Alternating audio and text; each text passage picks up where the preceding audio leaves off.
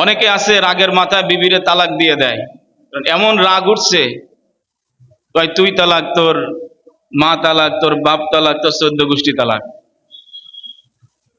এরকম রাগের মাথায় এগুলা বলে, বানায় বলতেছি না। মাসআলা আসে, এই যে গতবার থেকেই পর্যন্ত কয়েকটা মাসআলা আসছে এই বিষয়ে। রাগ করে বউরে তালাক দিয়া দিছে। রাগ করে যে বিবি সাহেবরে তালাক দিয়া দিল, একসাথে থাকলে রাগ হইতেই পারে, স্বাভাবিক, ঠিক কিনা? কিন্তু তালাকের পর্যায়ে যাইতে হবে, আরো কত কথা আছে সেইগুলা বলেন। বেচারিরে তালাক দিতে হবে কেন?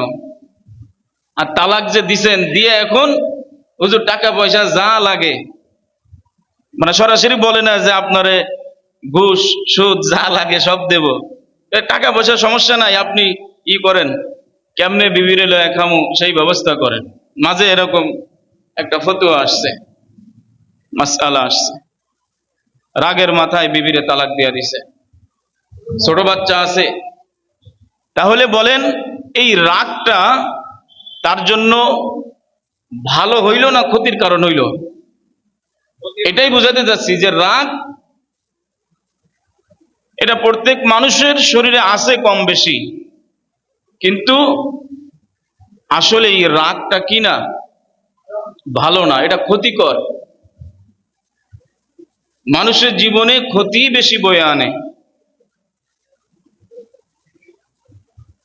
রাগের মাথায় আমরা মনে করি কাউকে মারতে পারলে, মনে করি রাগ আইসা গেছে তো থাপ্পড় কষা দিছে, কিল ঘুষি দিয়া দিছে, বয়সে বড় না ছোট এটা তমিজ করে না, তো রাগ আইসা গেছে আর সে মারা দিছে চট থাপ্পড় ঘুষি।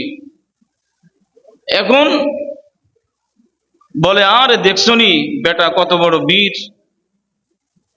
কত বড় পালোয়ান। তারে কেউ কিছু বলতে পারে না, কারণ শক্তি আছে, জনবল আছে, ভাই আছে অনেক, লাঠি আছে অনেক, লাঠির সংখ্যা বেশি, বংশ অনেক বড়, বলার কিছু নাই।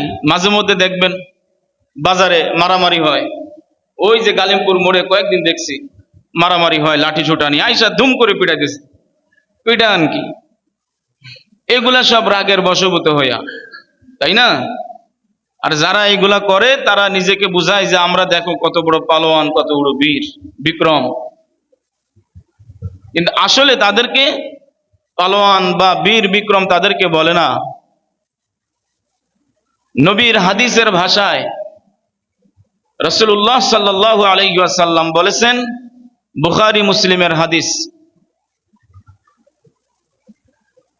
যে ওই ব্যক্তি বীর নয় যে কুস্তিতে মানুষকে পরাভূত করে, বরং বীর ওই ব্যক্তি যে রাগের সময় তার রাগকে নিয়ন্ত্রণে রাখে। সুবহানাল্লাহ। রাগের সময় তার রাগকে কি রাখে? নিয়ন্ত্রণে রাখে, রাগকে সংবরণ করে, বিবিকে তালাক দেয় না, ভাইকে মারে না, দুর্বলদের উপরে হাত উঠায় না, প্রতিশোধ গ্রহণ করে না। রাগ আইসা গেলে প্রতিশোধ গ্রহণ না কইরা যখন সে রাগটাকে নিয়ন্ত্রণে রাখে, আল্লাহর রাসূল সাল্লাল্লাহু আলাইহি ওয়াসাল্লাম বলেন, এই ব্যক্তি হলো প্রকৃত বীর। প্রতিশোধ গ্রহণ করলে সে বীর না, আর এই ব্যক্তিকে আল্লাহ তাআলা পছন্দ করেন। এই ব্যক্তিকে আল্লাহ তাআলা কি করেন? পছন্দ করেন, যে রাগের সময় রাগকে নিয়ন্ত্রণে রাখে এবং মানুষদেরকে মাফ করে দেয়। লাইসা শাদীদু বিসসুরআতি ইন্নামাশ শাদীদুল্লাযী লাইসা শাদীদু বিসসুরআতি ইন্নামাশ শাদীদুল্লাযী ইয়ামলিকু নাফসাহু ইনদাল গাদাব। আল্লাহ পাকের হাবিব সাল্লাল্লাহু আলাইহি ওয়াসাল্লাম বলেন, ওই ব্যক্তি বীর নয় যে কুস্তিতে মানুষকে পরাভূত করে দেয়, বরং বীর ওই ব্যক্তি যে রাগের সময় তার রাগকে কন্ট্রোল রাখতে পারে, নিয়ন্ত্রণে রাখতে পারে।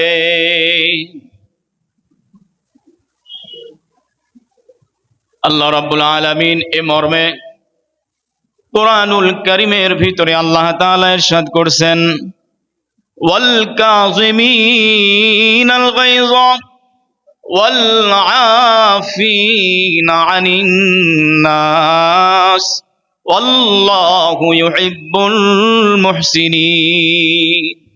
ওয়াল কাযিমিনাল গায়য, যে রাগের সময় রাগকে নিয়ন্ত্রণে রাখে, ওয়াল আফিনা আনিন নাস, মানুষদেরকে মাফ করে দেয়। রাগের সময় রাগ নিয়ন্ত্রণে রাখলো এবং মানুষকে মাফ করে দিল। আল্লাহু ইউহিব্বুল মুহসিনিন, আল্লাহ রাব্বুল আলামিন বলেন, এমন ব্যক্তি আমি আল্লাহর কাছে খুব প্রিয়। সুবহানাল্লাহ।